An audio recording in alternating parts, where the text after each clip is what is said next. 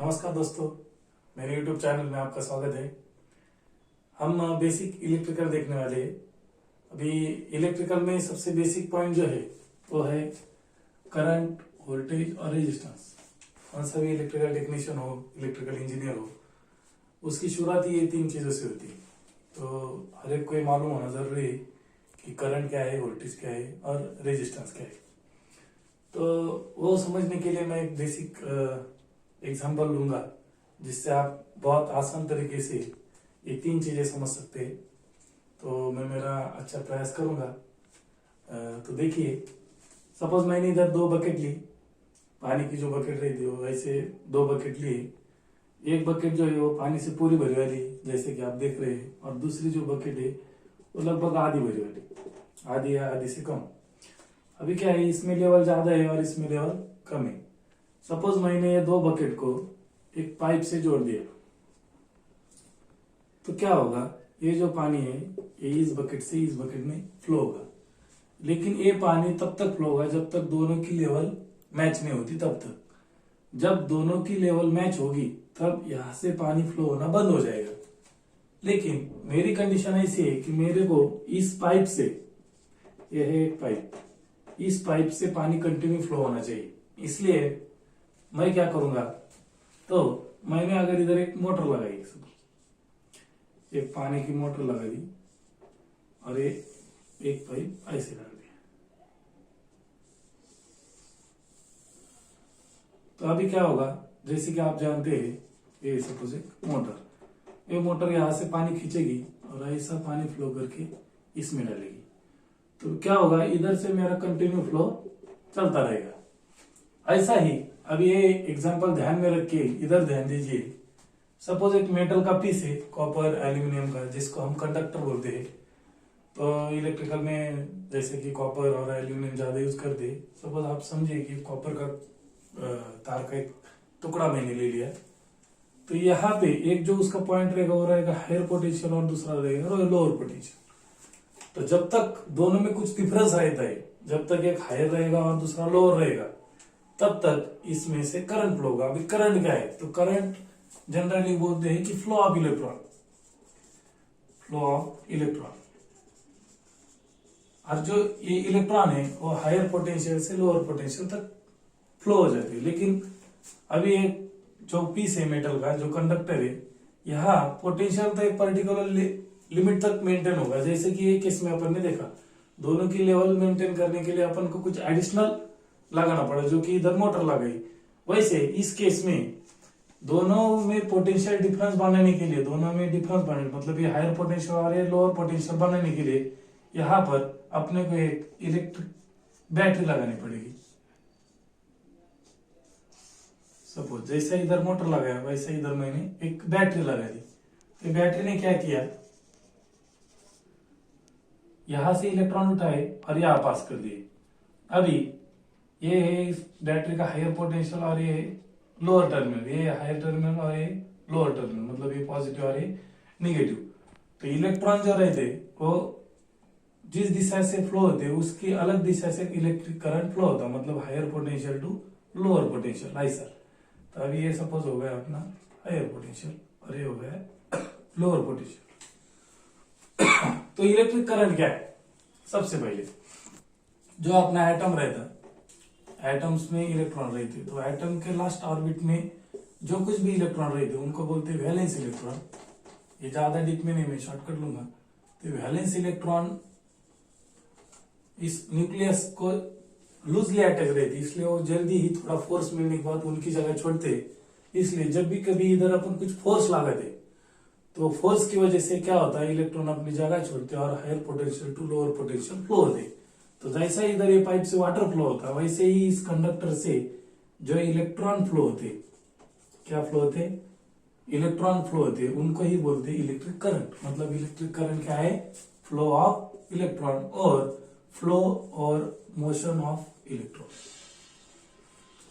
Flow और motion of electron in one particular direction. अभी ऐसा ही मेटल पीस रहा तो फ्लो होते रहते, लेकिन उनको कुछ डायरेक्शन नहीं रहती। जैसा हम जीवन में भी देखते, आदमी हर कोई काम करता है, लेकिन अच्छे काम, बड़े काम उसी आदमी से होते हैं जिसको एक पर्टिकुलर डायरेक्शन रहेगी। तो वैसा ही इस इलेक्ट्रॉन से अगर एक बल्ब जलाना है सपोज, तो ये बल्ब कब जलेगा, जब एक पर्टिकुलर डायरेक्शन में से इलेक्ट्रॉन इसमें से फ्लो होंगे। तो इसी तरह से करंट को कैसे डिफाइन करते हैं, फ्लो और motion of electron in one particular direction. लेकिन जैसा इधर पानी का लेवल मेंटेन करने का काम इस मोटर ने किया, वैसे ही इधर दोनों में पोटेंशियल डिफरेंस मांगने का काम किसने किया, तो बैटरी ने किया। तो इसकी वजह से उसको बोलते हैं EMF, that is electromotive force. यहाँ पे इसके साथ अपने को और एक कंसेप्ट मिलती है, that is EMF, electromotive force, the force which causes electron to move in one particular direction. ऐसा फोर्स जिसकी वजह से इलेक्ट्रॉन एक पर्टिकुलर डायरेक्शन में फ्लो हो गए, उसको बोलते हैं EMF। और इसका यूनिट रहता है वोल्ट्स, करंट का यूनिट रहता है एम्पियर।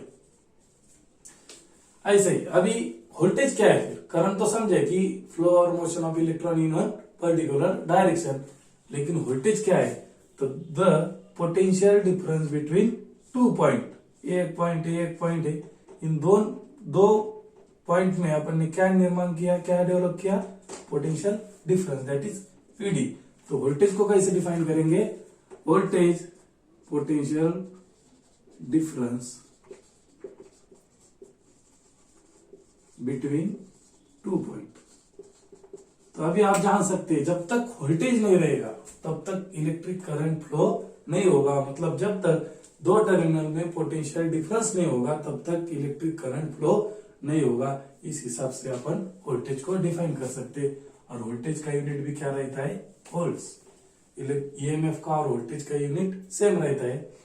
वोल्टेज को अपन V से दिखाते हैं, करंट को अपन I से दिखाते हैं, रेजिस्टेंस को अपन R से दिखाते हैं और EMF को अपन स्मॉल e से दिखाते हैं। अभी हो गया, करंट हो गया, वोल्टेज हो गया। अभी रेजिस्टेंस क्या है, सपोज इस पाइप में कुछ कचरा वगैरह अटक है, तो क्या होगा, ये जो पानी का फ्लो है उसको एक अपोज करेगा कुछ तो मीडियम, उसको ही बोलते हैं। जैसे इस केस में ये पानी को फ्लो का अपोज होगा, वैसे ही हर एक मटेरियल की अपनी एक प्रॉपर्टी रहती है to oppose the flow of electric current. जो इलेक्ट्रॉन का फ्लो है इनको अपोज करने का हर एक मटेरियल की अलग अलग प्रॉपर्टी रहती है, उसको ही अपन रेजिस्टेंस बोलते हैं। The property of material to oppose the flow of electric current called as resistance. और ये रेजिस्टेंस का यूनिट रहता है ओहम, तो इसका सिंबल रहता है ऐसा। तो क्लियर हो गया, करंट हो गया, वोल्टेज हो गया, रेजिस्टेंस हो गया, EMF हो गया। तो ये सबसे आसान तरीका है याद में रखने का, सबसे आसान तरीका है अंडरस्टैंड करने का। समझा आपको, जैसा ही इस केस में अपन ने पानी का फ्लो मेंटेन किया इस पाइप से, उसी तरह से इस कंडक्टर में अपन ने इलेक्ट्रॉन का फ्लो मेंटेन किया।